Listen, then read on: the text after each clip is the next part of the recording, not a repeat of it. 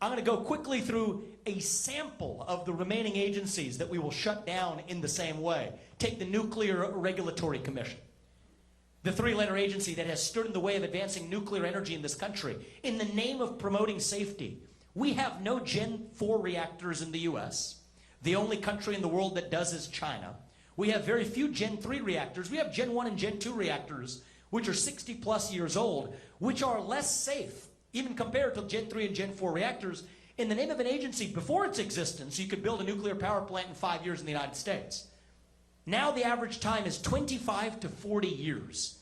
Even as in Japan, it's closer to 5. In France, it's 5 to 8. Falls at the feet of what Brooke talked about at the very beginning, that administrative state. This was never passed through Congress, these regulations.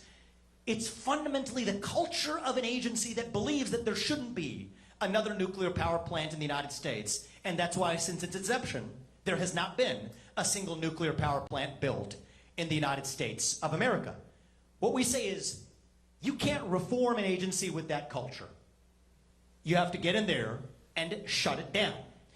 Move a small number of the remaining employees to the DOE and to other parts of the government where they can use that expertise to promote actual innovation in nuclear energy in the United States. And so we'll conclude with this one. There's actually more poster boards back here, and time permitting. This is just the beginning of the list of federal agencies that we will either shut down or downsize by 75% or more. But take the ATF, and here I want to recognize Matt Gaetz, who is actually, I'm seeing in the front row here, for proposing, as I recall from earlier this year, a piece of legislation that would have, it was in January of this year, defunded the ATF and caused it to abolish its existence, which is a perfectly fine way to go about doing it. The problem with Congress is you've got 500 plus people that have competing interests that aren't actually able to properly oversee an administrative state that reports into the duly elected chief executive of the country.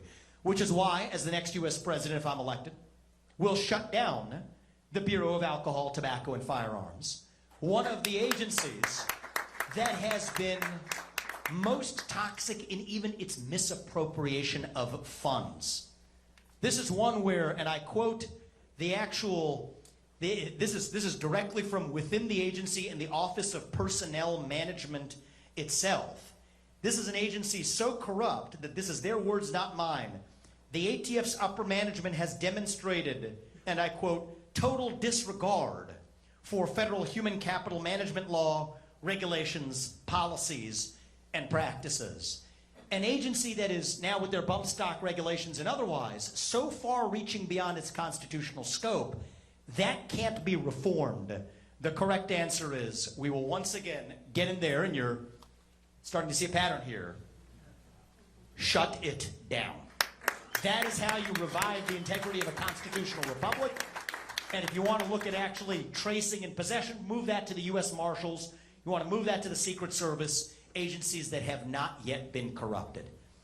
And so this begins to give you at least a preview of what the new administration, starting in January 2025, can actually begin to do. I'm running to lead that movement for our country, but it's not going to happen, as I said, as a one-man show.